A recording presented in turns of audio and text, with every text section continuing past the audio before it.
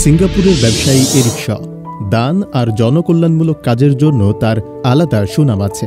নইলে ১১১ বছরের পুরনো জাহাজ কেউ কেনে? তিনি কিনেছেন। আর সেই জাহাজকে কিভাবে একটা আস্ত হোটেলে পরিণত করলেন সেই গল্প বলবো আজ। ২০১০ সালে কেনেন এমভি দৌলস, যেটা ১৯১৪ সালে তৈরি হয় টেক্সাসে। এরপর নানা নাম পেয়েছে এটি, কখনো এসএস মেডিনা, এসএস রোমা, আবার এমভি ফ্রাঙ্কা। শুরুতে যাত্রীবাহী থাকলেও পরে পণ্য পরিবহনেও ব্যবহার করা হয় এটি। আর ২০০৯ সালে পরিত্যক্ত হওয়ার আগে এ জাহাজ বুকশপ হিসেবে ভেসে বেড়াত সমুদ্রে। শতাব্দী প্রাচীন এই জাহাজ লম্বা সময়ে ভ্রমণ করেছে ১০০ দেশ, পাড়ি দিয়েছে ৩,৬০,০০০ নটিক্যাল মাইল। যখন ঐতিহ্যবাহী জাহাজটিকে ভেঙে টুকরো টুকরো করার জন্য নিলামে উঠানো হয়, তখন $2 মিলিয়ন তা কিনে নেন নরম মনের মানুষ এরিক।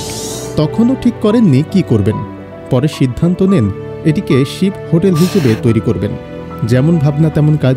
প্রায় $18 মিলিয়ন খরচ করে ৯ বছরের চেষ্টায় ঐতিহ্যবাহী জাহাজটিকে রূপান্তর করেন দৌলস ফস শিপ হোটেলে। এজন্য তিনি বেছে নেন ইন্দোনেশিয়ান দ্বীপ বিনটনকে।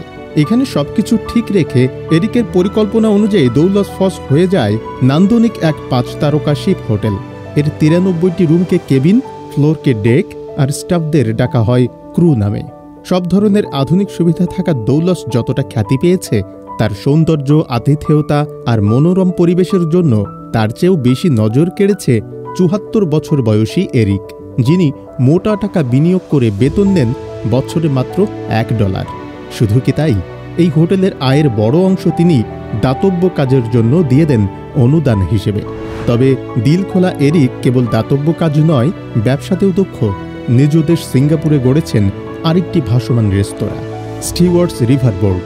এর খ্যাতিও বিশ্বজুড়ে। শুধু সামর্থ্য নয়, ইচ্ছেশক্তি ও মনোবলের জোর যে কতটা পরিবর্তন আনতে পারে তার উৎকৃষ্ট উদাহরণ এরিক শ।